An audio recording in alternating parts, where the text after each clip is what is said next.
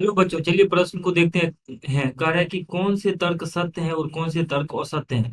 सकारण उत्तर दीजिए। और कह रहा है कि यदि दो सिक्कों को एक साथ उछाला जाता है तो इसके तीन संभावित परिणाम दो चित्त, दो पट या प्रत्येक एक बार हैं। अतः इनमें से प्रत्येक परिणाम की प्रायिकता 1/3 है।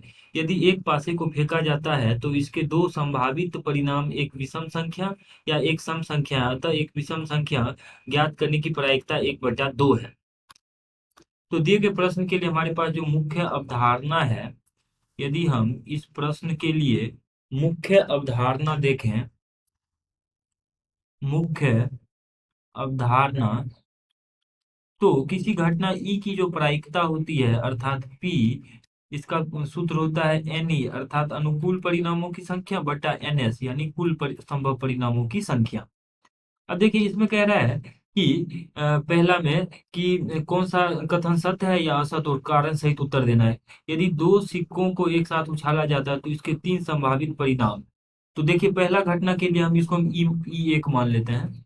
तो घटना ई एक में कह रहा है कि दो सिक्कों को दो सिक्कों को दो सिक्कों को एक साथ एक साथ उछाला जाता है।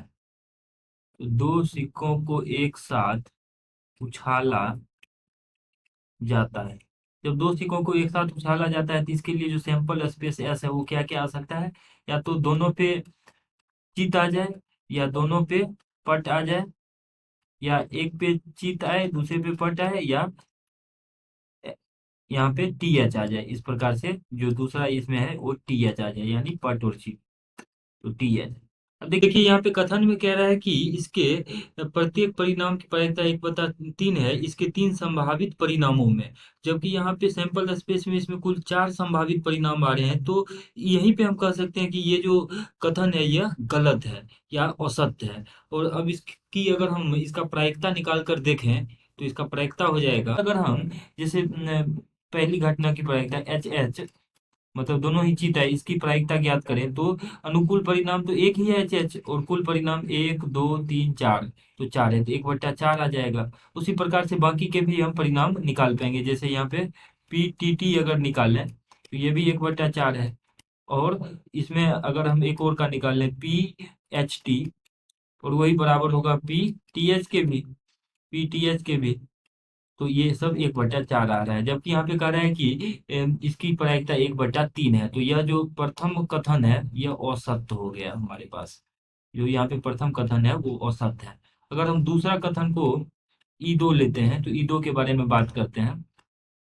तो देखिए इसमें कह रहा है कि यदि एक पासे को फेंका जाता है तो इसके दो संभावित परिणाम एक विषम संख्या या एक सम संख्या। एक पासे को फेंका जाता है या तो इस पे विषम संख्या आ रहा है, विषम संख्या, और दूसरा इसमें संभव क्या है कि या इसमें सम संख्या आ जाए। तो पासे को जब उछाला जा रहा है तो दो ही प्रकार की संख्या आ रहा है, या तो सम संख्या आ रहा है या विषम संख्या। तो विषम संख्या की प्रायिकता क्या हो जाएगा। तो प्रायिकता हम निकाल रहे हैं विषम संख्या की, विषम संख्या के होने की।